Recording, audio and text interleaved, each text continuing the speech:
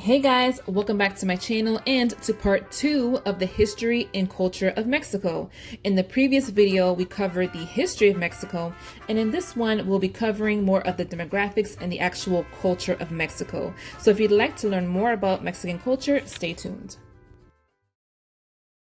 Regardless of ethnicity, the majority of Mexicans are united under the same national identity.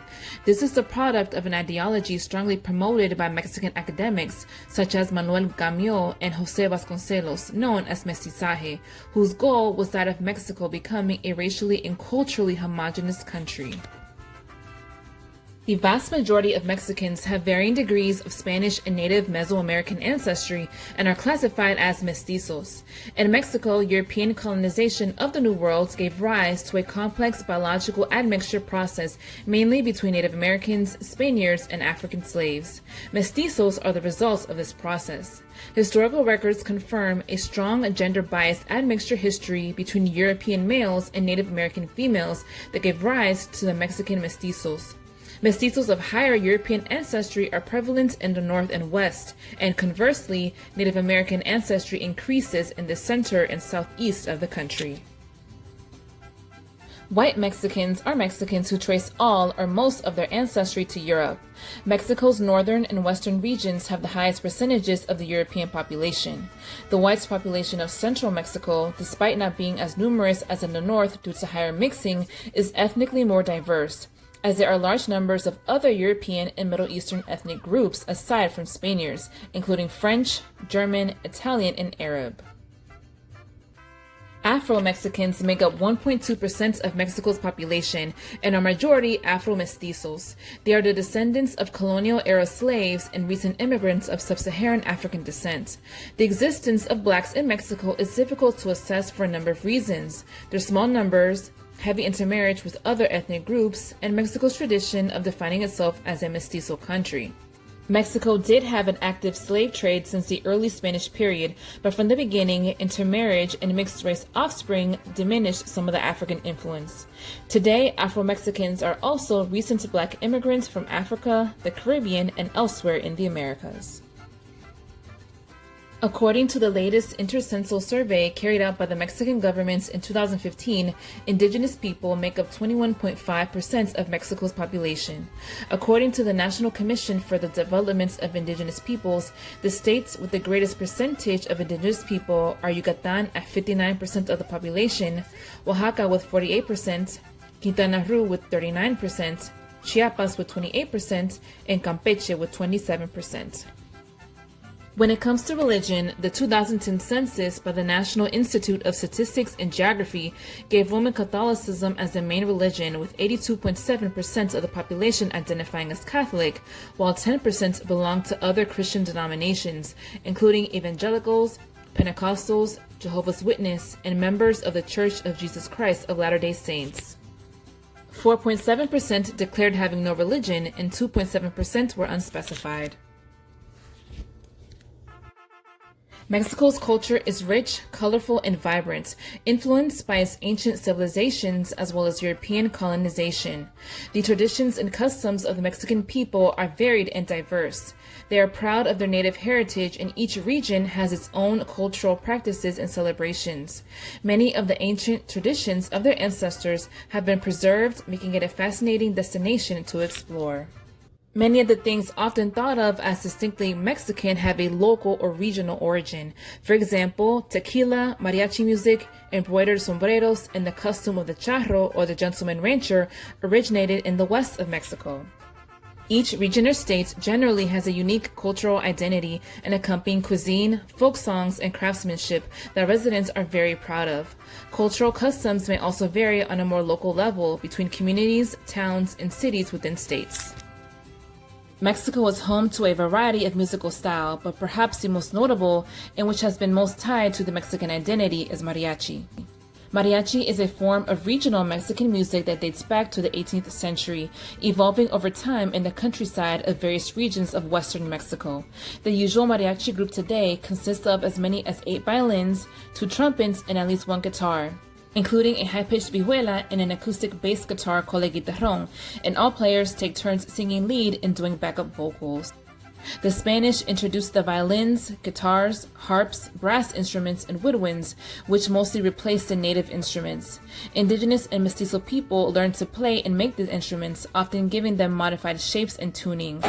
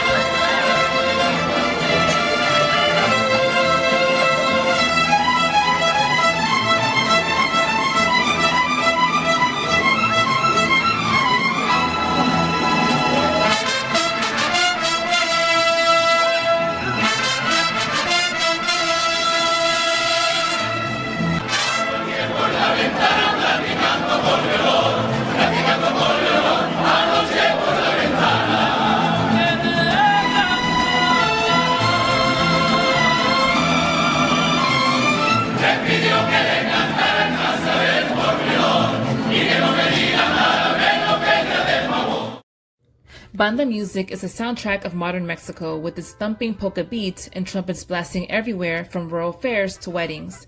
The history of banda music in Mexico dates from the middle of the 19th century with the arrival of piston metal instruments when the communities tried to imitate the military bands.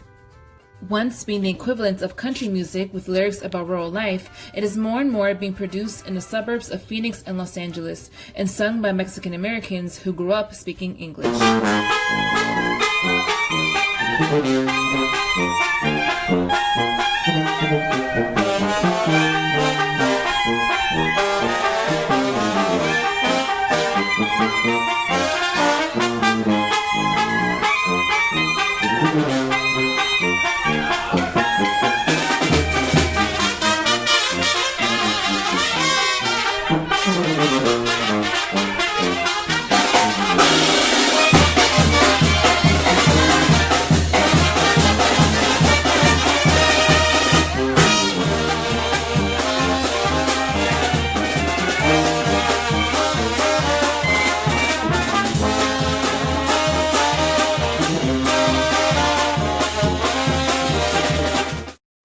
Mexicans have a deep love and appreciation for cumbia music, which originated in the South American country of Colombia. Mexican cumbia took off in the mid-20th century when Colombian musicians immigrated to Mexico and popularized the genre. Fito Olivares is the most notable Mexican cumbia musician, producing the classic Mexican party song Juana la Cubana. The late singer Selena used cumbia rhythms in her music as well. One of her most notable hits is the song Baila esta cumbia. Música norteña is a genre of regional Mexican music from northern Mexico, hence the name. It developed in the late 19th century as a mixture between local Mexican music and German, Austrian, and Czech folk music. The accordion and the bajo sexto are traditional norteños' most characteristic instruments.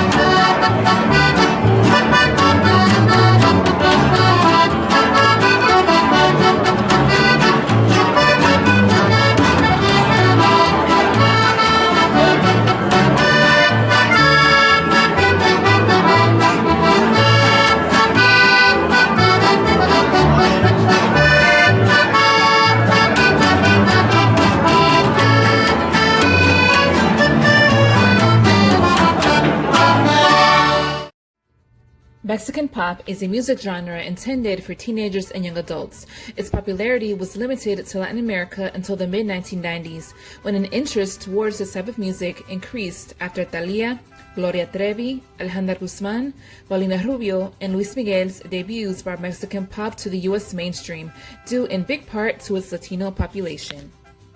Other styles of Mexican music include corridos, conjunto jarocho, conjunto huasteco, duranguense, boleros, and Mexican rock. Some of the most iconic Mexican singers include Vicente Fernández, Juan Gabriel, José José, Ana Gabriel, and Marco Antonio Solís. Mexico has had a huge impact on the visual media consumed all throughout Latin America, ranging from popular TV shows, movies, and telenovelas. Roberto Gómez Bolaños, more commonly known by his stage name Chespirito, was a Mexican comedian, actor, screenwriter, director, and producer who is regarded as one of Latin America's most beloved comedians. He is most famous for playing El Chavo from the sitcom El Chavo del Ocho. The show follows the adventures and tribulations of a poor orphan nicknamed El Chavo and his friends, which often cause conflict of a comedic nature between the other inhabitants of a fictional low-income housing complex, or, as it's called in Mexico, La Vecindad. El Chapulín Colorado was a Mexican TV comedy series that ran from 1973 to 1979 and parodied superhero shows. Roberto Gómez Bolaños, who played the main character, also created the show. It was first aired by Televisa in 1973 in Mexico and then was aired across Latin America and Spain until 1981, alongside El Chavo, which shared the same cast of actors. Another popular TV show is La Familia Peluche, which is a family sitcom created by Eugenio Derbez, depicting a comically dysfunctional family. Mexico was one of the first countries in the world to become known for producing telenovelas, or soap operas. The Mexican model of telenovelas, quick to be replicated by other telenovela-producing countries in Latin America and Asia for most of the 1990s, usually involves a romantic couple that encounters many problems throughout the show's run and also includes a villain. In the same period, Thalía earned the title as the Queen of Soap Operas after starring in the so-called Las Tres Marías, or the Maria Trilogy telenovelas, María Mercedes, Marimar, María la del Barrio, and La Rosalinda, converting her into one of the world's foremost television icons, as her telenovelas were broadcast in Mexico and more than 180 other countries to almost 2 billion viewers worldwide, earning the all-time highest television ratings both in Mexico and other regions. La época del oro del cine mexicano, or the golden age of Mexican cinema, is a period in the history of the cinema of Mexico between 1930 and 1969, when the Mexican film industry reached high levels of production, quality, and economic success of its films, besides having gained recognition internationally.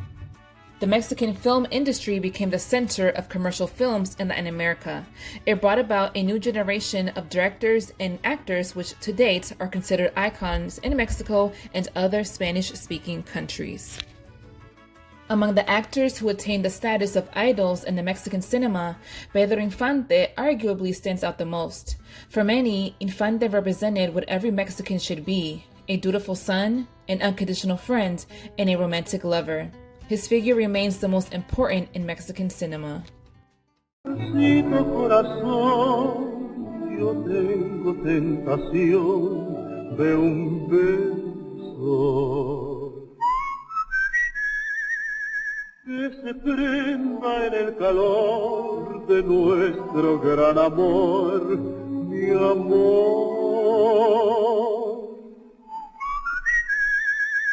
Yo quiero ser un solo ser, un ser conmigo. Te quiero ver en el querer para soñar.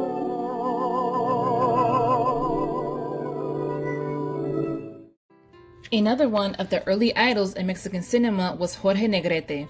In addition to his role as an actor, Negrete was also a prominent singer and one of the leading representatives of Mexican ranchera music. His premature death led to collective mourning in Mexico. Maria Felix is the queen of Mexican cinema. She was a woman of stunning beauty and strong personality who immediately dominated the roles as a femme fatale in Mexican movies. Mario Moreno, professionally known as Cantinflas, was an iconic Mexican film actor, producer, and writer. Cantinflas won a Golden Globe Award for Best Actor in a Musical or Comedy for his role in the 1956 film Around the World in 80 Days, and as a star on the Hollywood Walk of Fame. His legendary characters were all variations of the Cantinflas persona, placed in different circumstances but having the same comedic flair. The films of Mexico's new generation of movie directors have garnered critical acclaim and numerous accolades thanks to the filmmakers known in the film industry as the Three Amigos, Guillermo del Toro, Alejandro Iñárritu, and Alfonso Cuarón. We will now cover some of the popular celebrations of Mexico. Mexican Independence Day is celebrated on September 16th, when Mexico declared independence from Spain in 1810. El Zócalo, or the main square in central Mexico City, is the most iconic spot to celebrate El Grito de la Independencia. On the 15th of September, the President of Mexico stands out on the balcony of the National Palace of Mexico City to ring the same bell that Hidalgo rang in 1810, going on to recite a shout of patriotism, Viva Mexico. Dia de los Muertos, or Day of the Dead, is a Mexican holiday that is held on the 1st and 2nd of November. The multi-day holiday involves family and friends gathering to pray for and to remember friends and family members who have died. It is a day of celebration rather than mourning. Traditions connected with the holiday include building altars called ofrendas, honoring the deceased using calaveras, Aztec marigolds, and the favorite foods and beverages of the departed. People go to cemeteries to be with the souls of the departed and build private altars containing the favorite foods and beverages, as well as photos and memorabilia of the departed. The intent is to encourage visits by the souls, so the souls will hear the prayers and the comments of the living directed to them. Dia de la Virgen de Guadalupe is a religious feast day celebrated annually on the 12th of December. This national holiday, which honors Our Lady of Guadalupe, a Catholic saint, is a very important day for faithful Mexican citizens. Each year, thousands of religious pilgrims from all over the country travel to the Basilica of Guadalupe, a large church located in Mexico City, to lay their eyes on the Virgen Morena. This icon of the Virgin Mary is considered extremely holy by Mexican Catholics, who believe that she can perform miracles and answer the prayers of the faithful. The word posada means inn or lodging, and traditionally, posadas are a celebration of the Christmas story. They take place on 9 nights from December 16th to the 24th and commemorate the Virgin Mary and St. Joseph's search for a place to stay where Jesus could be born. Posadas in Mexico feature hot food and drinks, sweets, music, and piñatas. A piñata is a container often made of paper mache and cardboard. It is decorated and filled with candy and then hangs from a rope and beaten repeatedly by children with a wooden stick at Christmas posadas and birthday parties.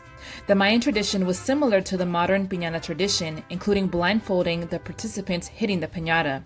The Aztec tradition commemorated the birthday of one of their deities. Priests would decorate a clay pot with colorful feathers. When the pot was broken with a stick or club, the treasures inside would fall to the feet of the idol as an offering. Today, the piñata is a ubiquitous aspect of Mexican culture. The cultures of other countries in Latin America, as well as the United States, have adopted the tradition as well. Papel picado, or pegged paper, is a decorative craft made by cutting elaborate designs into sheets of tissue paper. Papel picado is the Mexican folk art that is commonly displayed for both secular and religious occasions, such as Easter, Christmas, the Day of the Dead, as well as during weddings, quinceañeras, baptisms, and christenings. We will now move on to the popular sports of Mexico. Sports are an integral part of Mexican culture. The most popular sport in Mexico is soccer, followed by boxing. Much like the rest of Latin America, Mexicans are fanatical about soccer on both the club and international level. Mexico's soccer team, a decided underdog, won an Olympic gold medal at the London Games in 2012 with a lively 2-1 victory over Brazil at Wembley Stadium. Hugo Sanchez is widely regarded as the greatest Mexican soccer player of all time and a prolific goal scorer known for his spectacular strikes and volleys. In Mexico, boxing is considered a major sport, having produced over 200 world champions in professional boxing. Mexico ranks first worldwide between countries with most boxing world champions and is the second country to have world champions accredited in all of the current boxing divisions. One of the most beloved boxers in Mexican history is Julio Cesar Chavez. He was a 6-time world champion and held the record for the longest undefeated streak in the history of boxing at 87 victories. His nickname was Mr. KO for delivering 86 knockouts. He also holds the record for the biggest turnout to a boxing fight with 132,275 fans at one fight. Saúl Canelo Alvarez is the current face of boxing and one of the best fighters of this generation. He can go from masterful defense and counterpunching to a bullying assault. He has held multiple world championships in 4 different weight classes. Since its introduction to Mexico in the early 20th century, lucha libre, or Mexican professional wrestling, has developed into a unique form of the genre, characterized by colorful masks, rapid sequences of holds and maneuvers, as well as a high-flying maneuver, some of which have been adopted in the US and elsewhere. In 1942, lucha libre would be forever changed when a silver-masked wrestler known simply as El Santo or the Saint first stepped into the ring. He made his debut in Mexico City by winning an 8-man battle royale.